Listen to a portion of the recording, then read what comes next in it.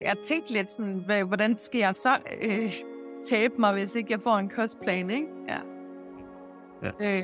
Den tænkte jeg meget over. Sådan, jeg troede jo, at jamen, så kan det være, at jeg får en eller anden form for startplan med en kostplan og en motionsplan, ligesom alle andre de gør det, ikke? Så tænkte jeg, jamen, det er nok også det samme. Her, det var det bare overhovedet ikke. Jeg kan også godt mærke på min familie, altså nogle gange, så har de også tænkt, hvad er det, du har gang i? Altså, hvorfor bruger du penge på det, ikke? Men vi kan jo godt se nu, at det har faktisk virket i det her. Det er jo ligesom at gå til psykolog eller en psykiater, whatever, for at ændre på nogle ting, for at ændre på nogle mønstre, som har hæmmet dig.